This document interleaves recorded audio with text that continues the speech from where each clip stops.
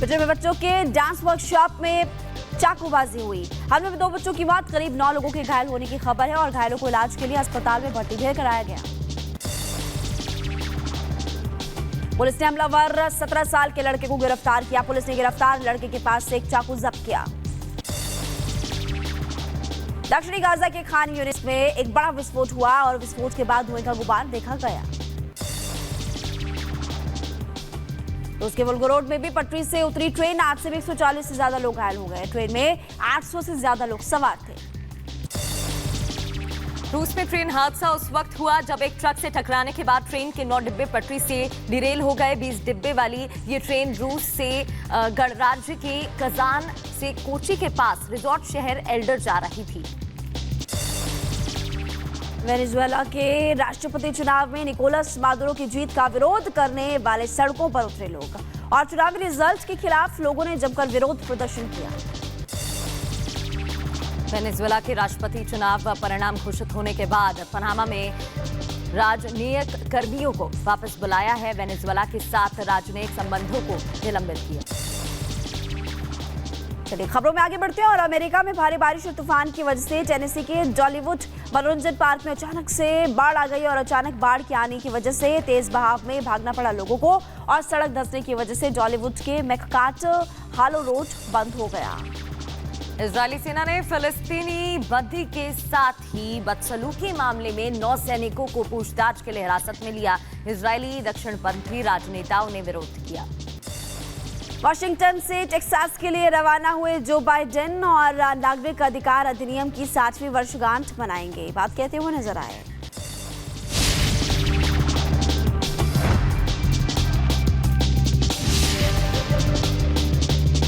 Welcome back, Republic Bharat देख रहे हैं आप और खबरों के ऊपर फिर से शुरुआत करते हैं और अब आपको ऐसी खबर बताएंगे जिसको लेकर के सवाल खड़े हो रहे हैं। देखिए, हमारे देश की बात करें तो देश भर के अलग अलग राज्यों से कुछ ऐसी खबरें सामने आ रही है कि वहां पर मुसलमानों की आबादी बढ़ाने को लेकर लगातार साजिश रची जा रही है और ये खबर पश्चिम बंगाल से भी जुड़ी हुई है। बिल्कुल, और रायबरेली की भी इसमें बात हो रही है। उत्तर प्रदेश के रायबरेली को रूट बताया जा रहा है। दरअसल खुलासा कैसे हुए, 19 प्रमाण पत्र बनवाए गए जिसके बाद शक हुआ कि अचानक ऐसे क्या हो गया है कि 19,000 लोगों को पत्र बनवाने की, प्रमाण पत्र जारी करवाने की जरूरत पड़ गई, जिसके बाद जांच की गई तो खुलासा हुआ। क्या खुलासे हुए, रिपोर्ट देखिए।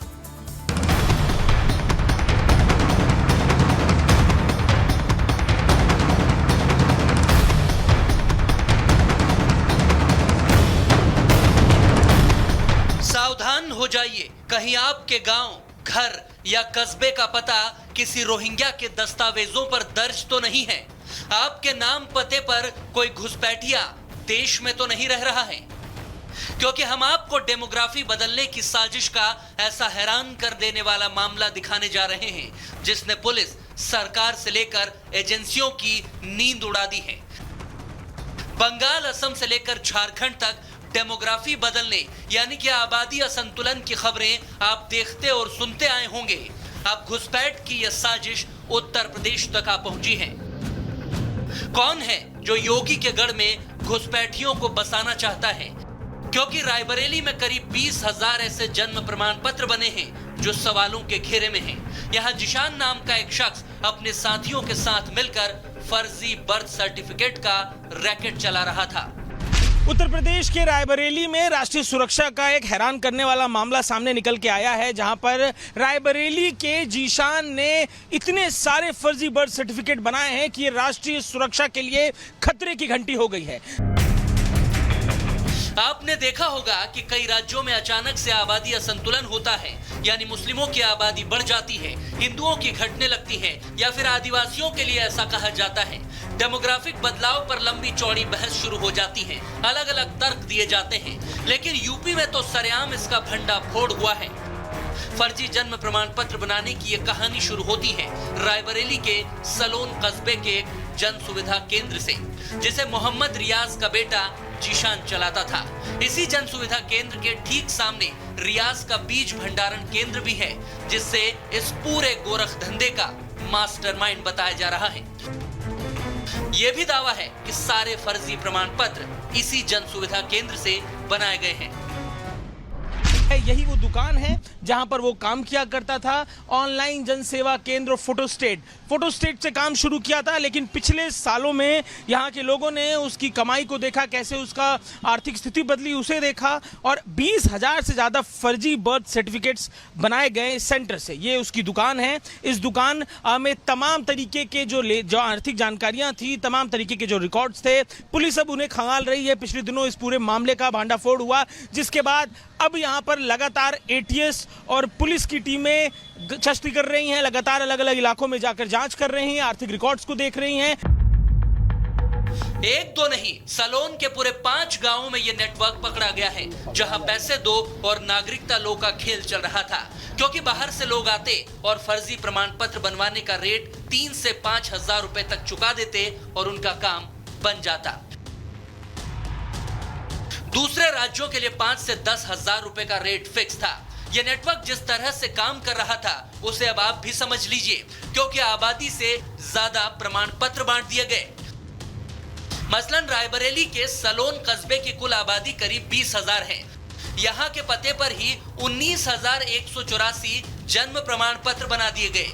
नूरुद्दीनपुर गांव की आबादी करीब 8,000 है और इस गांव के पते पर 12,000 सर्टिफिकेट बना दिए गए। वहीं पलाही गांव में सिर्फ एक मुस्लिम परिवार रहता है और इस गांव के पते पर 819 फर्जी सर्टिफिकेट तैयार कर दिए गए। हम इस्लामपुर भी पहुंचे, जहां 2500 से ज्यादा बर्थ सर्टिफिकेट बनाए गए हैं। ग्रामीणों के साथ रिपब्लिक भारत ने चौपाल लगाकर चर्चा की तो कई बड़ी बातें निकलकर सामने आई। ज्यादातर लोग देश की सुरक्षा को लेकर चिंतित नजर आए। गढ़ी स्नाम नगर रायबरेली का वो हिस्सा जहां हम पहुंचे हैं इस जांच पड़ताल के लिए, यहां पर भी फर्जी बर्थ सर्टिफिकेट की बात बताई जा रही है। इस गांव के प्रधान हमारे संग मौजूद हैं। ये पूरे रायबरेली में फर्जी बर्थ सर्टिफिकेट की बात हो रही, जरा बताइए आपके यहाँ का क्या आंकड़ा है? हमारे यहाँ का 265 जो है परिवार जो जन्म मृत्यु का पंजीयन रजिस्टर है, उसमें जन्म मृत्यु 265 पंजीकृत है, जो यहाँ के निवासी हैं, यहाँ के मरने वाले हैं। उसके अलावा 2200 के लमसम जो है फर्जी सर्टिफिकेट बनाया गया है। अब इसमें जो भी जिम्मेदार लोग हैं उनके खिलाफ कार्रवाई होनी चाहिए, जांच होनी चाहिए। ये बाहरी लोग जो हमारे गांव 2200 बना दिए गए हैं, ये कहाँ के हैं, कहाँ के रहने वाले, ये सारी चीज़ें क्लियर होनी चाहिए। अब रिपब्लिक भारत की टीम नूरुद्दीनपुर गांव पहुंची और वहां से ग्राउंड रिपोर्ट के जरिए ये जानने की कोशिश की कि जिस गांव की आबादी ही करीब 6,500 है, वहां 10,000 बर्थ सर्टिफिकेट एक साल में कैसे बन गए। रायबरेली में फर्जी बर्थ सर्टिफिकेट मामले में ग्राउंड रिपोर्ट करने, पड़ताल करने के लिए हम पहुंचे हैं नूरुद्दीनपुर में। ये नूरुद्दीनपुर गांव है। इस गांव की आबादी कितनी है? आबादी है 6500। और पिछले एक साल में कितने लोगों ने जन्म लिया है, बर्थ सर्टिफिकेट कितने लोगों का बना है? तो बर्थ सर्टिफिकेट बना है 10,000 लोगों का। अंदाजा लगाइए कि जिस गांव की आबादी 6500 है, वहां 10,000 लोग एक साल में जन्म ले लेते हैं। इस गांव के लोगों के मन में दहशत है। गांव के लोगों से बात करो तो अपने भय की बात करें। देखा आपने कैसे ये गोरख धंधा चल रहा है। प्रमाण पत्र पर एड्रेस में कोई घर का, वार्ड का नंबर ही नहीं है, बस गांव का नाम नूरुद्दीनपुर लिखा है।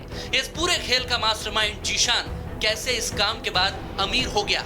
जिस शख्स के पिता सिनेमा हॉल में काम करते थे, आर्थिक तंगी थी, मगर अब जीशान ने 3 मंजिला घर खड़ा कर दिया है। एटीएस की जांच में ये बात सामने आ रही है कि यहाँ पर घुसपैठियों को ना